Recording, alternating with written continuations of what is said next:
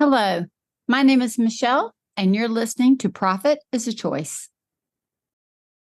Welcome to the Monday Minute with Michele, your quick hit of strategy, insight, and actionable ideas to help you move your business forward one small win at a time.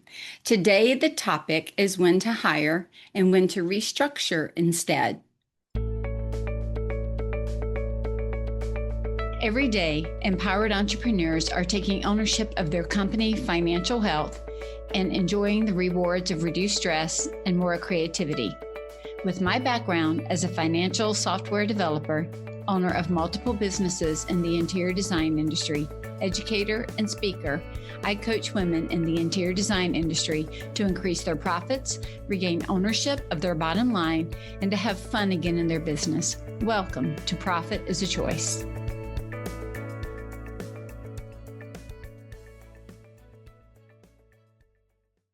Okay, so today we're going to talk about when to hire and when to restructure instead. And I'm going to paint this scenario with you. So think about this as I stated. Let's say that you have a business that has team members, and let's say that this business has been operating as you have for at least a couple of years, meaning you didn't just try something new, that this has been ongoing for a while.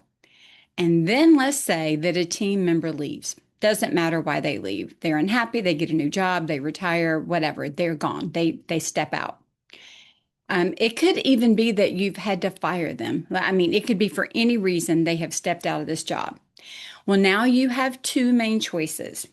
You can either rehire someone for that position, or you can use it as an opportunity to restructure the work in your business. And so the question becomes, which one do you choose? All right. So before we get to a direct choice, there's not just one answer. I want to offer you an opportunity to ask some questions to hopefully guide you and lead you down the path of choosing the right decision for you in that moment. Because there are going to be times where it makes more sense to just rehire and keep going. And there are going to be times where this is a good opportunity to change up the pieces and the parts of the business organizationally to have it work in a different way. And I'm going to help you think about how to make that decision. So here are a couple of questions. The first one I would ask, and this is a great question. It doesn't matter what's happening in your business, but I always ask this question, and it's always very thought-provoking.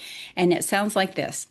If I were starting my business today, knowing what I know about business, the industry, all the things, knowing where we're going in terms of vision, the mission that we're trying to accomplish, would I do things just like I have them now? In other words, would I structure the company just like it is now and rehire that same position because I've already thought about everything and this is exactly what I've landed on? So that's same position, same jobs, same process, same throughput, everything. Think about that. Would you redo every single thing you've done? You know, you hear people all the time going, I wouldn't change a thing. If that is the case, then that's giving you quick information immediately. But if not, there are other questions to ask. So the next question I would ask is, was the resource, the person who was working in that particular role who has left, were they working within the process, following the job description, and for the most part, the person, the skill set, the job description, everything just meshed and it was a good fit? Or were we constantly having to reorganize the work around them? This could be we're having to constantly reorg due to their abilities or lack of abilities, or we were getting pushback because they didn't like to do something or they didn't do it well, or maybe they had a frustration problem or they had a little bit of toxicity and negative tone. And so we were constantly walking on eggshells within our own business around somebody that we have employed. And so really you're asking yourself, was that person a good fit for that particular role? And could they excel at it as it was written? And if not, the question then becomes, was it about them or was it about the job and the position? And so we're trying to kind of figure out what was happening here if it truly wasn't a fit for some reason. And any number of reasons could precipitate this. But nonetheless, if compromises were being made around that person in that position, we need to be aware of that going forward. The next question I would ask is, if I were to hire everything, if I were to hire again, let me say that, just as everything is, would I be limiting the growth of the company by trying to find that almost exact replacement? So if I were trying to replace person A with person B, same level of skill set, same everything, am I missing an opportunity to grow this position into something more or into what it could become because I'm limiting myself in the business by only seeing that I need somebody who could be just like the person who left? And so what we're really doing here is asking ourselves, what is the best opportunity and use of this position right now and for the future? Because we are now hiring for the future, not just for today. Could this position evolve? If it were to evolve, what might it look like?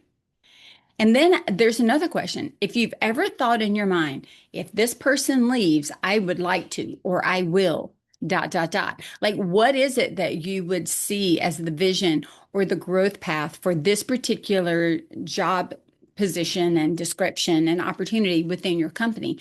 Because that's what we want to be thinking about when we hire this next person, not just a replacement for what was, but what it could become. And then lastly, I would ask this question. And I say lastly only because I'm giving you 5 questions today, but these will start spawning other questions for sure.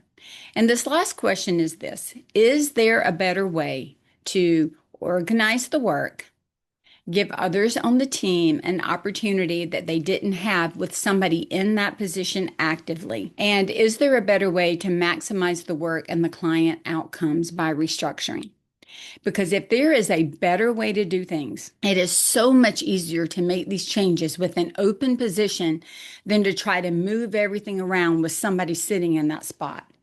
And so you can use that as the impetus to say, we're going to restructure. I've been hearing you. Maybe we've all been talking about different processes or opportunities or way to do things. You may even have an opportunity to get a piece of software or a piece of technology that could change the way that particular role functions. And if you're going to do that before you hire. Don't wait and do it after, because it is much more difficult to restructure and change somebody's position while they're sitting there than to do that heavy lifting before you hire them. You may even hire a different skill set once you've done that. And so if you just can give yourself enough time to stop and think about what is the best thing for this business going forward, not just where it is. And you're hiring, if you hire for somebody to move forward with you, then you're not going to get stuck in those same old patterns that we can easily fall into. Give it a chance to grow. Give it a chance to be innovative in how you get the work done and to be excited again. It also gives growth opportunities to people that are already on the team that maybe they thought, well, I'll never have an opportunity to do A, B, and C because this person is sitting there. And now that person's not there. So it's great to ask your team what their growth plans are for their own careers.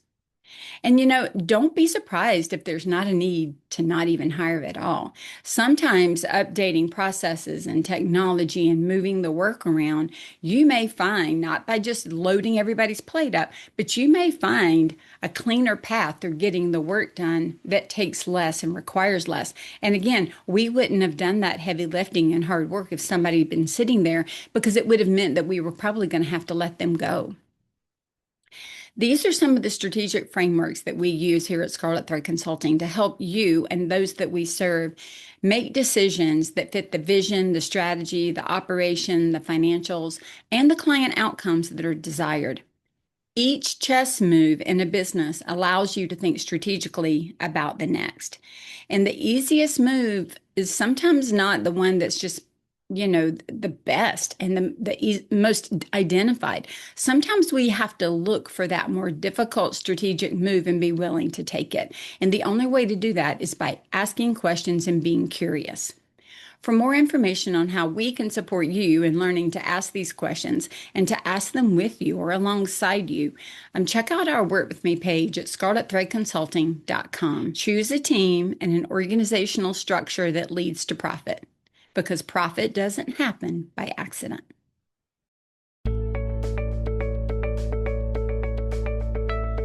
Profit is a Choice is proud to be part of the designnetwork.org, where you can discover more design media reaching creative listeners. Thanks for listening, and stay creative and business minded.